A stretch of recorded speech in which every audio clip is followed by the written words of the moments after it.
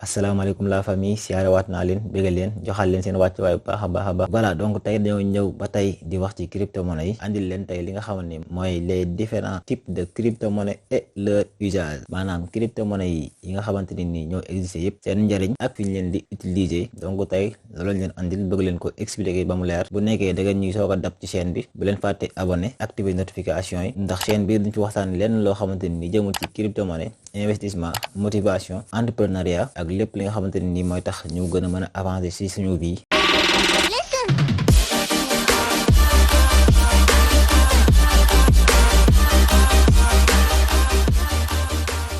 Voilà donc pour commencer à investir dans les crypto-monnaies donc pour nga mën a investir ci crypto-monnaie il faut juste nga jënd benn crypto-monnaie que ça soit muy le bitcoin que ça soit muy Ethereum que ça soit muy le Litecoin que ça soit muy crypto-monnaie bu mu mënti doon donc boo jëndee benn crypto-monnaie rek investir nga ci crypto-monnaie am na nag ñoo xam ne dañuy préférer jënd crypto-monnaie yi nga xamante ne ni ñoo ëpp doole ci marché bi am na aussi ñoo xam ne dañuy préférer jënd crypto-monnaie yu bari pour nga xamante ni nañ gën a mën a équilibrer seen portefeuille léegi la question qui se pose mooy ñaari stratégie yooyu ban moo ci gën a baax donc dañ naan amul benn boo xamante ni nii moo gën a baax moroomam jusque investissement bu mu mënti doon da ngay comprendre li ngay investir pour mën see génn voilà donc bu nekkee da ngeen di soog a dal ci chaîne bi bu leen fàtte aussi boo leen comprendre lan mooy crypto-monnaie ak lan mooy blockchain am na vidéo boo xamante ni dañ ko tourné pour seulement expliquer leen lan mooy crypto-monnaie ak lan mooy technologie blockchain lien bi nañ leen ko defal ci suuf dans les descriptions ak aussi am na benn lien buy défilé ci kaw boo leen fa cliquer dina leen yóbbu exactement ci vidéo bi ngeen mën ko seetaan mën a comprendre li ñuy wax ni lu mu doon pour ngeen mën a xam ni ngeen ciy toogee voilà donc pour nga xam ne da ngay investir sainement ci li nga xamante ni mooy les crypto-monnaies da nga war a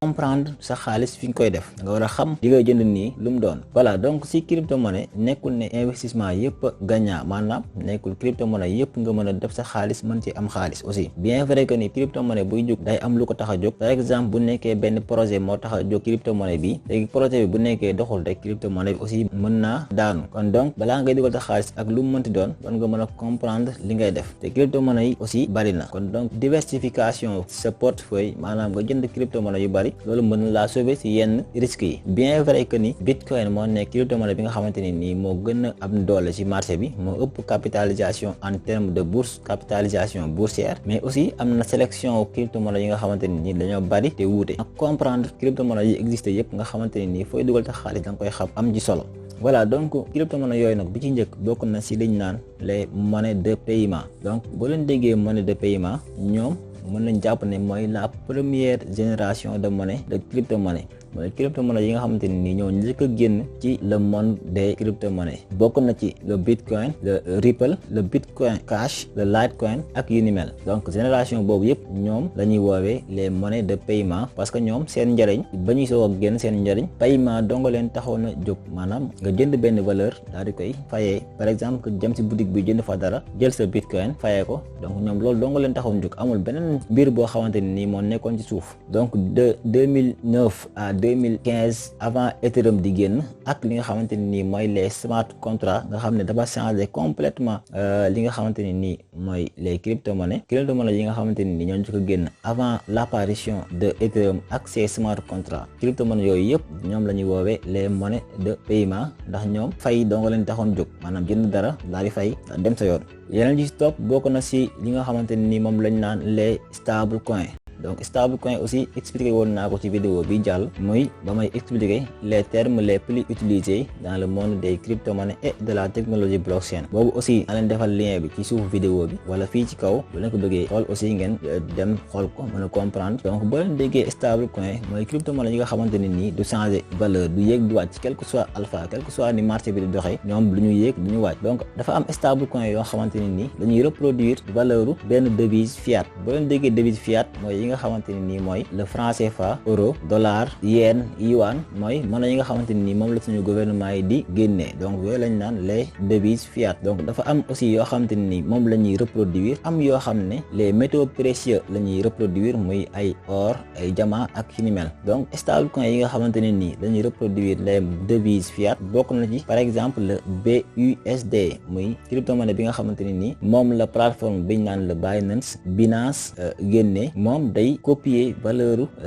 dollar le dollar américain donc quel que soit alpha ni marché bi di doxee moom valeur dollar lay tollool muy maanaam du bouger valeur dollar bi lu mu mën doon rek moom loolu lay doon 1 USD égale à 1 dollar quel que soit alpha ni marché bi di doxee donc nga garder genre crypto-monnaie yooyu daf lay permettre nga protéger wu si yenn risques yi parce que ñëpp xam nañ ne marché crypto-monnaie dafa bëri ay fluctuation li muy yéeg ak li muy wàcc dafa bëri lool kon donc nga am les stable coins da lay permettre nga minimiser si yenn risques yi am na tamit aussi ay crypto yoo xamante ni dañuy reproduire valeur or yu si mel ne le Pax Gold mooy le PAXG moom day reproduire valeur or donc 1 PAXG day doon 1 once troy d'or donc moom aussi du changer valeur or boobu lay jël moom lay maintenir quel que soit marché bi ni muy doxee marché crypto-monnaie bi dafa bëri li muy yéeg bëri li muy wàcc dafa bëri ay fluctuation moo tax jënd ay stable coin garder ko sa portefeuille aussi day am solo ndax dalay may benn sécurité dalay may nga minimiser risque bi parce que bu nekkee da ngaa jël sa xaalis bi yëpp rek daf ko ci crypto-monnaie yi nga xamante ni dañoo bëri fluctuation ni nga mën a gagner xaalis noonu nga mën a perdre xaalis parce que ni muy yéegee noonu lay wàccee kon donc garder ay stable coin nga xamante ni dalay may benn marge de sécurité loolu aussi lu am solo la.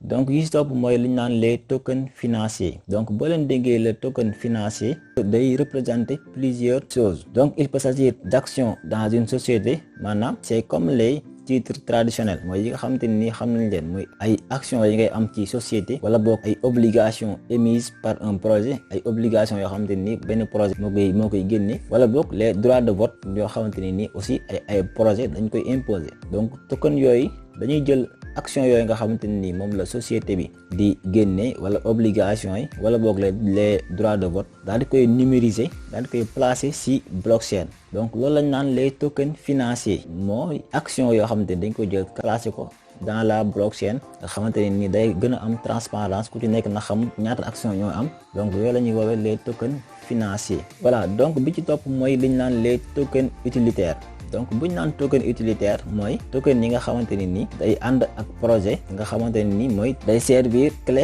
pour benn service wala boog benn produit par exemple bu ñu jëloon BNB wala Ethereum ñoom ñaar ñëpp ay token utilitaire lañ parce que mën nañ ci fay ay frais de transaction mën nañ ci aussi interagir ak ay applications décentralisées les dApps yu si mel ne comme bu ñu jëloon exemple Trust Wallet mën ngaa fayee ay frais de transaction yu mel ne le BNB wala boog bu ñu jëloon application bu mel ne MetaMask aussi les frais de transaction danga koy fayee Ethereum ñoom ñaar ñëpp mën nañ jàpp ne c'est des tokens utilitaires parce que day servir clé wu application décentralisée yooyu donc ñoom c'est des tokens utilitaires. voilà donc bi nga xamante ni moo si topp mooy li ñu naan les tokens de gouvernance donc boo leen déggee token de gouvernance ñoom mooy token yi nga xamante ni boo ko yoree di nga am droit de vote ci projet bu mën di génn di nga si mën a voter crypto-monnaie yooyu ñu ngi leen di gis ci plateforme yi nga xamante ni moom la ñuy wax les DeFi muy les plateformes de finance décentralisées bokk na ci li ñu naan le PancakeSwap Uniswap ak SushiSwap donc yooyu yëpp boo fa demee di ko fekk di nga xamante ni moom la ñu naan les tokens de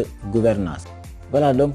merci d'avoir regardé la vidéo jusqu'à la fin te aussi boo leen nekkee ay ñu bees kenn ci wàllum crypto-monnaie ak technologie blockchain n'oubliez pas ngeen télécharger livre bi nga xamante ni dañ ko bind uniquement pour ñi nga xamante ni dañuy débuter ci monde crypto-monnaie donc ñoom ñoo tax ñu bind livre bi boo leen ko télécharger ngeen lire ko rek di ngeen comprendre comment ça fonctionne lien de téléchargement bi nañ ko def ci suufu vidéo bi comme ça ngeen mën koo télécharger ku ci nekk mën see gis sa bopp ak aussi bu nekkee abonné ko leen n'oubliez pas ngeen abonné activer notification yi ndax loolu moo ñu may courage ñuy gën a mën a tourner ay vidéo mën a partager yi nga xamante ni mooy expérience yi nga xamante ni jot nañ ko xam tuuti ci wàllum crypto-monnaie